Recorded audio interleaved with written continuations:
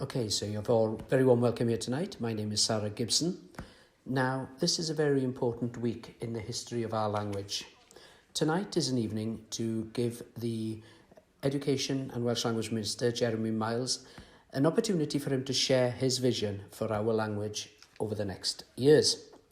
There are some things that have already been issued earlier this morning, and I'm sure that we'll have more details about that during the conversation later.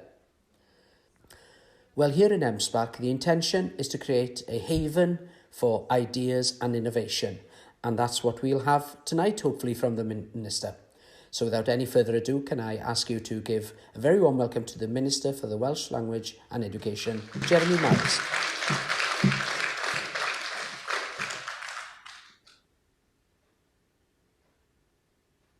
Well, thank you very much, and thank you, MSPAC, for hosting this evening tonight. It is a fantastic place to assemble. A lot of people haven't been together with other people for a long time, so it's great to be able to do that in such a gorgeous place. Now, 60 years ago this week, the Welsh-speaking world was shaken to its core on hearing Saunders Lewis delivering one of the most significant lectures in the Welsh language. I am, of course, referring to Tynged yr Iaith, the fate of the language, Saunders Lewis's radical wake-up call, which continues to fire the imagination generations later. Now, 2 days earlier, the then Secretary of State for Wales, Jim Griffiths, was interviewed for a BBC programme broadcast some weeks later. And he said, in the interview, the main problem in Wales today is saving the language. I believe this will be the main problem for the next 10 to 20 years. Saunders Lewis spoke of the fate of the language. Jim Griffiths talked of saving the language. Which word would we choose to use here tonight, exactly 60 years later? However, we have held our ground, and that is something we should be very proud of when we consider the challenges of the past 60 years. But it is our aim, of course, to see a substantial increase in spite of these challenges. And we haven't yet managed to do that. In 2011, 19% of people in Wales could speak Welsh. The 2021 census results will soon be released. And whatever these figures bring, we've got a real chance for us to make a difference over the next few years. And there's no shortage of work. We're going to have to be bold with our changes, and we'll have to have honest discussions to support each other and not be afraid to tackle the difficult issues. We've got to look to the future, and that's what I'd like to do tonight. We look at where we are today, and I'll present my vision for tomorrow. Now, all of us in this room, and those of you watching remotely, all of us have a part to play and a real chance to influence our language journey to the future. Saunders Lewis delivered, as I'm delivering tonight, his lecture just before the census figures relating to the Welsh language were announced. Before long, we'll find out how many people in Wales said they could speak Welsh in 2021. We'll also know where we are on our journey towards 1 million Welsh speakers. In 1962, Saunders predicted shock and disappointment. I very much hope that this won't be the case this year. But let me tell you that the latest figures and the new challenges will undoubtedly will be part of our policy landscapes in the future. And that's the context of tonight's speech. But it's also about far wider things than just the census.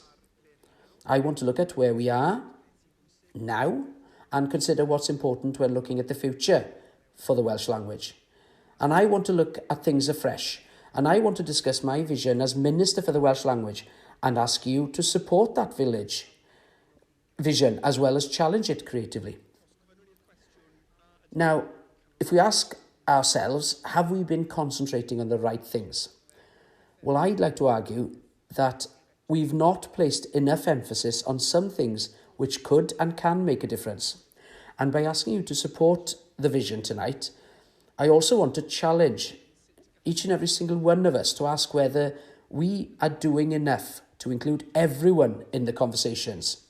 Everyone, not just those of us interested in language policy, however important those discussions are.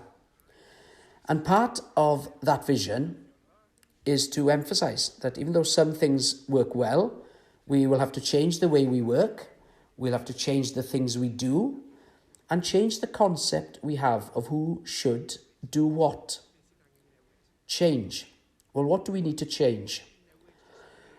Well, if the world's changed over the last 60 years, I can say it's been transformed over the past 2 years. We've all had to change how we work. And we only need to look around the room this evening to see proof of that, where everyone is sat at social distance, and so many of those we'd have liked to be here with us in MSPAC having to watch remotely. The context of our work has changed. COVID-19, Brexit, the increase in immigration during the pandemic, and even before that. So we need to understand what's happened and how it's affected us all. Now back to the we and the us I keep talking about. Who's this us? One thing's for sure, it's far more than just us in the Welsh Government. Welsh belongs to us all, and we've all got a contribution to make to ensure a prosperous future for our language. And when I say that Welsh belongs to us all, I mean everyone that lives in the communities where Welsh is prospering, communities where Welsh is growing or where there's great potential for it to grow. Our language belongs to all who want to learn Welsh. Join us and let's celebrate as you open the door to a new world with new friends, new opportunities, and a unique culture. It belongs to people who've not had Welsh as part of their everyday routine for a while. And let's remember those who are worried about people correcting their Welsh. To them, I say, use the Welsh you've got whenever and wherever you can. And let me tell you, there's no such thing as perfect Welsh. But I think more than all these blatantly obvious things, it means that more public bodies and public leaders will have to take an active responsibility for Cymraeg 2050. So when I say that Welsh belongs to us all, I mean us, the people of Wales, not just those of us who spend our time thinking about language policy, us as one public service, not just us within Welsh Government. This goes beyond creating rights, and indeed beyond creating new speakers, important as these two things are.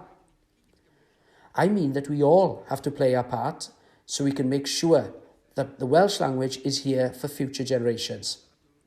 So that's the argument I want to make.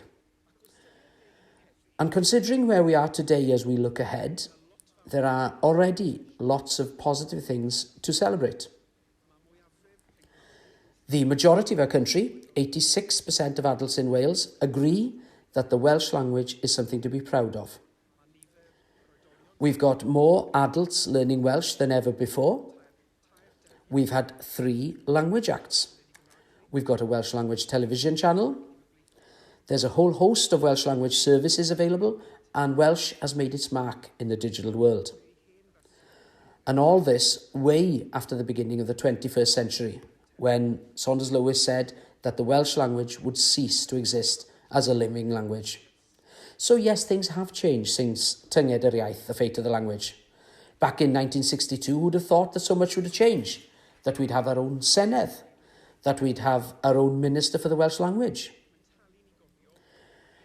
And we really do need to remember that a language dies every 2 weeks at the moment. Who'd have thought that Welsh would buck the worldwide trend and survive?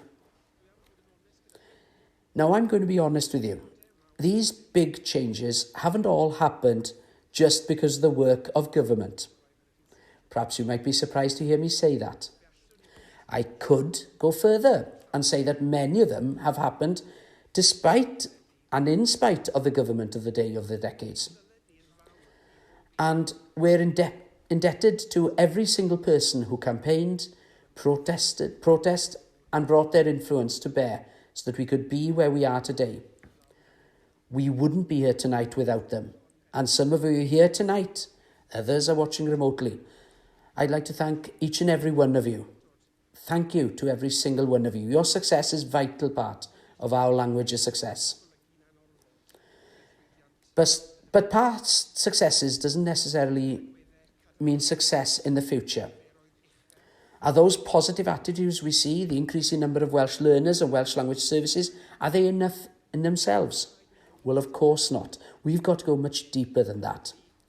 There are 100,000 fewer Welsh speakers now than when Tynged yr Iaith lecture was published. The Cymraeg, which is the Welsh language heartlands, have witnessed a drop in the percentage of Welsh speakers. And we've got a problem with second homes in these areas. There's a problem with young people moving away from these communities. And although geographical community is important, COVID-19 and Brexit have challenged our understanding of geographical communities and living and working patterns. They've changed the landscape in which we work. And we've got to respond to all this. We need to build on what works, push boundaries, and experiment with new ways of working. And if these new ways of working don't work, then we need to be brave. We need to be open about it, learn from it, and adapt what we're doing.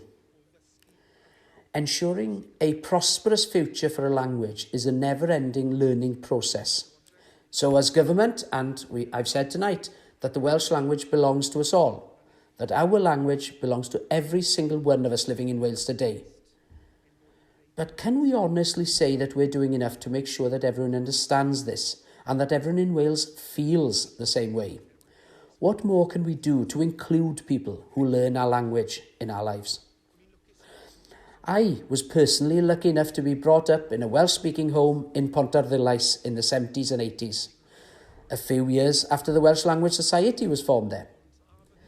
But would this boy from the Bont feel that the Welsh language belonged to him if he hadn't had the language in his life from the beginning? I'm not sure. But what I am sure about is that I'm very grateful to my mother and father for sharing their language with me. Many of my friends didn't speak Welsh at home, even though their parents could speak it. And would this boy from Bont be as likely to speak Welsh if he was born today? Maybe not. So that's something that we need to tackle using sound evidence. So the Welsh language belongs to us all, but for me it's more than just belonging. It's more than just talking. It's something that I feel. It's who I am. And one of the difficult questions that I have is how to get more people to feel the way I feel, the way we all feel. That might be something we can have a chat about later. And when we say that the Welsh language belongs to us all and that everyone has a contribution to make, that makes us face another perception that exists. There may be a natural temptation to think that the fate of our language depends on institutions, be those governmental ones, schools, or maybe Mentrau Iaith. But they're only part of the picture. We need to ask, what else can we do ourselves? What can we as individuals, every single one of us who loves the language, what can we all do differently after tonight? There's no doubt it's a huge challenge, and the situation of Welsh throughout Wales is very different. And it's our responsibility to safeguard and support the language in every part of Wales. Now, politically, I'm obviously a Labour man. And I'm also a member of the Cooperative Party. I firmly believe it's important to support people to take control of their lives as much as they can, building aspirations, increasing skills, and making sure everyone has equal access to opportunities and so on. And it's the same with the Welsh language. We want to empower people to do more for themselves and not just provide activities for them. That's why we're going to create more Welsh language cooperatives, places where people can work and use their Welsh naturally.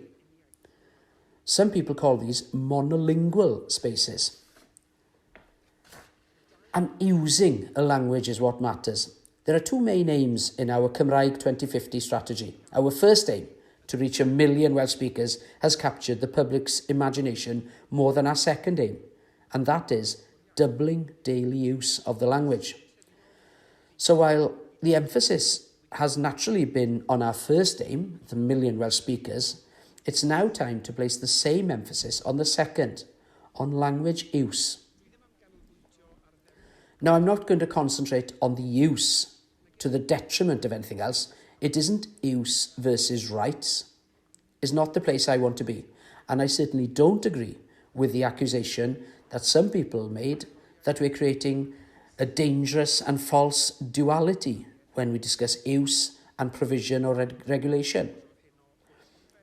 Now, I've said it before and I'll say it again. Everything I do as a Minister for the Welsh language is going to be based on maintaining or increasing the use of our language. I know that is difficult, but nothing good isn't hard. So I wonder, do we organise, design and provide things, possibly without looking at and considering what could help our fellow speakers to use these things? User-centred design is very common in other areas. But do we do that enough with the Welsh language? Are we scared of how consumers may respond? Are we brave enough to want to change? Therefore, my message is simple. Welsh is for using and not just for service provision. And I'm all about speaking Welsh, not just setting up organisations. I wonder whether we, in the language policy community, have concentrated too much on bricks and mortar, or clicks and mortar nowadays, especially as we're here in Cymraeg, calling for the establishment of organisations to promote the language. We need to think about how we can work together to create intelligent responses based on evidence rather than just create another organisation. Now, I'll keep to this point. Discussing language promotion without defining exactly what that means has been rather too comfortable for some time. Language promotion is a broad concept. Specific, it certainly isn't. Promotion isn't something that happens independently of the rest of the work. It is our work. There's no agreed definition of promotion. My definition is to increase the use of Welsh. Now, I'm now going to turn to some of the specific new things we're doing on language policy in government. And I'd like us to chat later about something that I've already touched on. That is, what can we here in government and the rest of us do differently? We've been saying for a while that Cymraeg 2050 adopts a whole government approach, so it's similar to equality, climate change, and so on. But although we've been saying that for a while, putting our words into practice means that everyone across the whole of the Welsh Government needs to take ownership for language policy. And that's a new concept for some. So, I've recently started a regular series of meetings with other ministers to make sure that Cymraeg 2050 is on everyone's agenda. Mainstreaming Welsh across all areas of our work in Welsh Government. Making sure the Welsh is considered in the context of every team's work in every department across government every time. Now, we know that this is going to take a while, and we've got examples of how other departments, with the help of my team, have already done some good work to increase the use of Welsh. For example, Business Wales, Academy Wales, our work across government to tackle the second homes issue, our internal administration, where we've already said that every single one of our officials within Welsh Government will be able to understand Welsh by 2050, and many more will be able to speak our language. And as a different model, we'll be looking at building Arfor's work within the government, as the agreement with Plaid Cymru states. I intend to see many more policies coming from these meetings with Cabinet colleagues, far-reaching policies, and I'm emphasising the need for Welsh to be considered in policy. And language policy is so much more than compliance. So here in Welsh Government, we'll go further and make sure that we don't just comply with our language duties. And the government already has a wide range of ambitious policy aims in the Programme for Government and the Cymraeg 2050 work programme during this Senate term. But I'm also pleased that these policies form such an important part of the Welsh Government's cooperation agreement with Plaid Cymru that I've already touched on. Strategic cooperation will mean we make progress for our language, and this agreement is a good example of that. It includes work on these very important areas that I've just outlined, for example, the second homes crisis, the economic challenges for the language, and so on. But more on that later. And working to safeguard our language as a community language is one of the most important things that we can do as a community. Now, I'm not going to get into what is a community tonight, but there have been plenty of academic discussions about that. But it's fair to say that what a community is has changed since 1962. Back then, the digital revolution was far beyond the horizon. Nowadays, technology allows us to chat to friends around the world as if they were in the same room with us, and that's been great during COVID-19. But staring into a screen isn't the same as being with people face to face, and I'm sure that we can all agree on that tonight. And technology can't replace physical or geographical communities. But then again, geographical communities aren't what they were. Before the pandemic, we travelled to work, we travelled to shop. There's not very many of us now who just physically or technologically live in our own square mile. And the nature of how Welsh works varies across Wales. What happens in Benllech, Blaenau Ffestiniog and Blaen Rhondda will need different approaches. So you will see a new geographical focus in our work from now on. And for avoidance of any doubt, I'm not talking about establishing a Gaeltach, although we do have lessons to learn from Ireland. But perhaps it will be akin to an SSSI. Let's call it an area of linguistic sensitivity. We can't adopt a blanket approach throughout Wales. We're consulting on this SSSI approach as part of our Welsh language community's housing plan. And there's still time for you to have your voice heard. And please make sure that you do, because we do want to hear from every one of you. And before we move on, take a moment to think about your own community or home in the context of Welsh. What could we and you do differently in these areas? Do we take enough responsibility locally in our own communities? Now, I've already touched on how the language in the community where I was born and brought up has changed.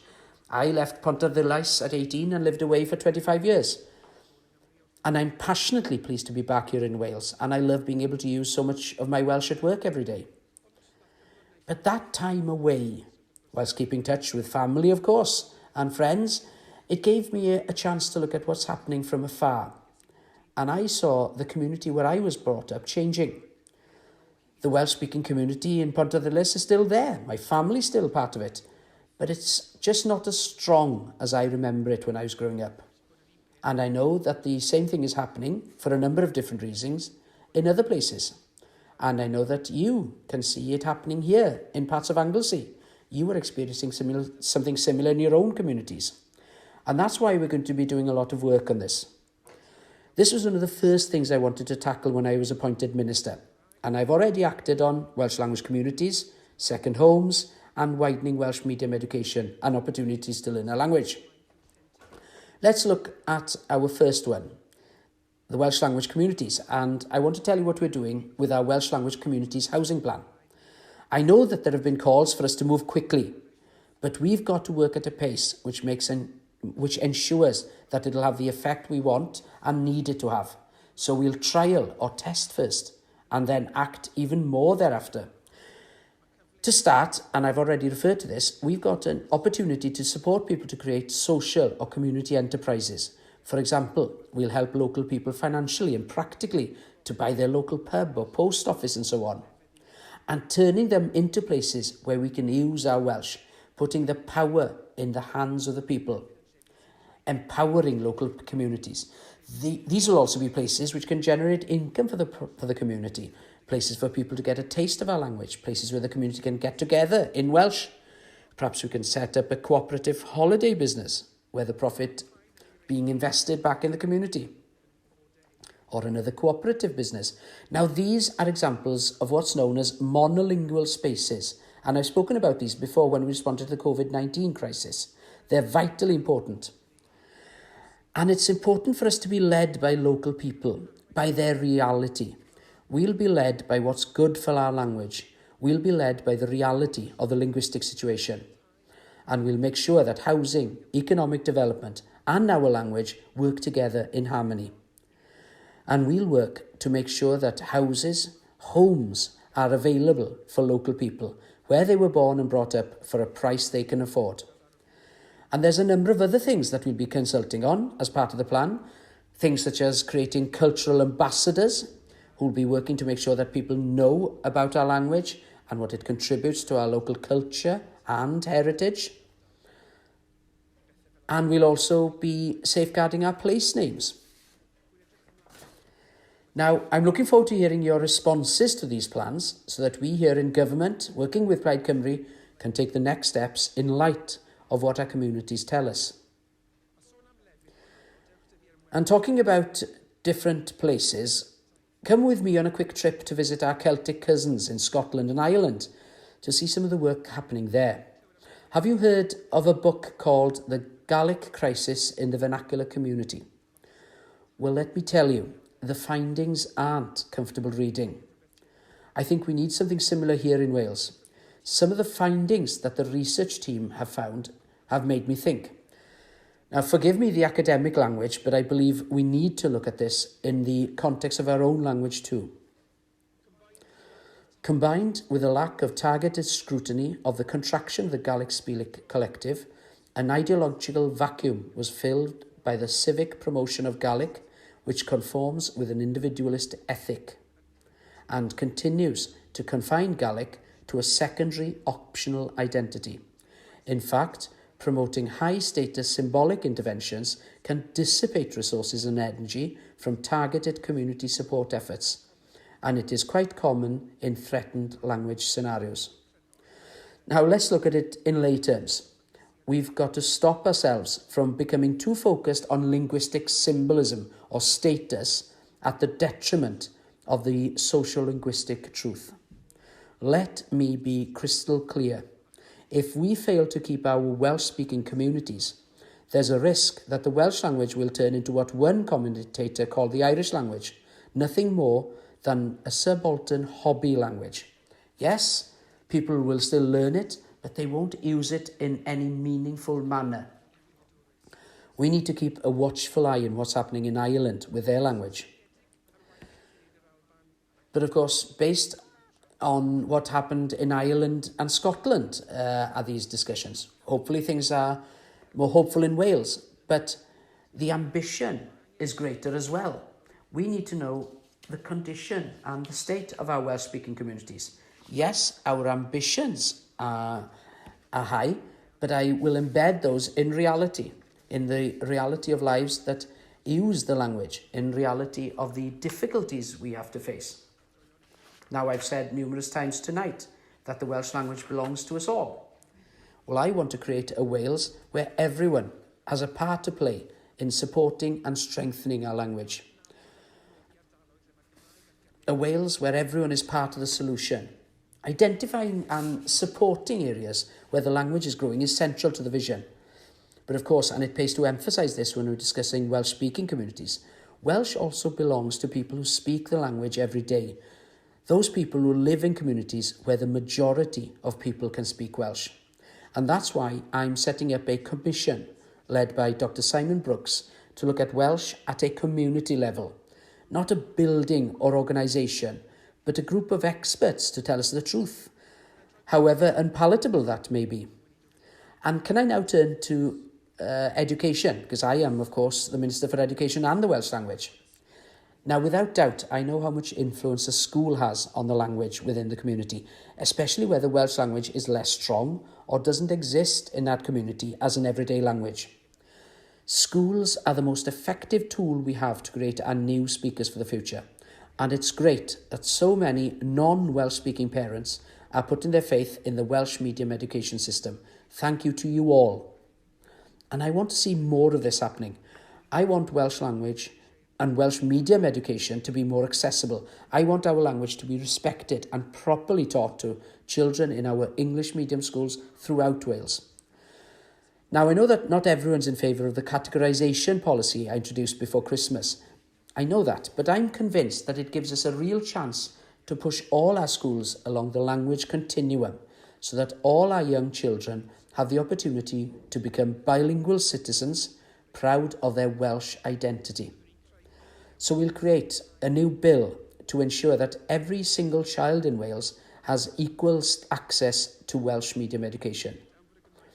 And because Welsh belongs to us all, you'll have seen in the Welsh Government and Plaid Cymru announcement this morning that we'll be giving everyone the opportunity to reach their potential at whatever ability level that works for them, free of charge, up to the age of 25. Now, this will ensure that we'll be giving many people a second chance and a first chance for some, so that thousands of our young people will have the opportunity to become confident bilingual citizens by the age of 25. I want Wales to be a nation where everyone has a second chance, where no one is left behind. But of course we must have teachers to deliver these schemes, and I've mentioned publicly before that we'll introduce a 10-year workforce plan to address these difficult challenges. And in addition to this, I'm pleased to say that from September onwards, we also intend to provide free Welsh lessons to the education workforce, whether teachers or assistants, so that we can ensure that more of our education staff can speak some Welsh to help guide our schools along the path towards more Welsh language provision. Now, one thing that I haven't mentioned up to now is local government, and Saunders Lewis had plenty to say about that. Now, I've outlined what we're doing in Welsh Government already. We're on a journey, and we want to see what everyone else can do as well. Important steps have already been taken within local authorities, and the journey that some have taken within their education strategic plans is great. But there's so much more to be done. And of course, there's room for us all to support each other. So tonight, I'd like to make it known that I want to meet with each cabinet lead for the Welsh language in each local authority every term from now on, so that we can share good practice, coordinate our work, and learn from each other. Now, perhaps our dulliau chwyldro, our revolutionary means, may be different to those in Saunders Lewis's mind 60 years ago. But let me say that our passion for our language is just as real, as honest, and as powerful. We've recently entered into a cooperation agreement with Plaid Cymru, and I look forward to working together for our Welsh language. The agreement is ambitious and signals the determination we as political parties have for the Welsh language. It includes work to increase the use of our language in more places, on an innovative Welsh language education bill to increase the number of teachers who can teach in Welsh, and to ensure that more organisations come under the Welsh language standards. We'll also be working together to safeguard our place names, as well as on a number of other things. And I'm delighted to see that Rhina Biorweth is here. We are in his constituency here tonight, so thanks for the welcome to Anglesey. And I'm also looking forward to working with Sian Gwenllian and Kevin Campbell, who's leading in this area. And I'm confident that our joint approach will prove productive. And I promise to each and a single one of you here tonight that while I have the honour of leading on safeguarding our language within the Welsh Government, that Welsh will not be a language in retreat, as Saunders warned. Now, for this to happen, we have to trust each other, all of us, those of you here tonight, and those of you watching remotely. Now, more than ever, we need to work together, contribute towards and celebrate successes, offer a helping hand, and when we're faced with challenges, learn from each other, and together our mission will continue. At the start, I mentioned fate and saving, the words of Saunders Lewis and Jim Griffiths 60 years ago, and I pondered over what word we'd use tonight. Well, I'm going to be bold and ask for more than one word, and they are faith, learning, and belonging. Faith, because we have to have faith in each other and in our mission to succeed. Learning, because that's how we can change things, by learning together. And belonging. Welsh belongs to us all. It's rooted deep in our very being. It's part of what makes us us. So yes, it's our responsibility, every single one of us, to come together to ensure a prosperous future for our language. But it's also a chance for us to remember that everyone has a part to play. Everyone has a voice. Cymraeg belongs to us all. Thank you very much.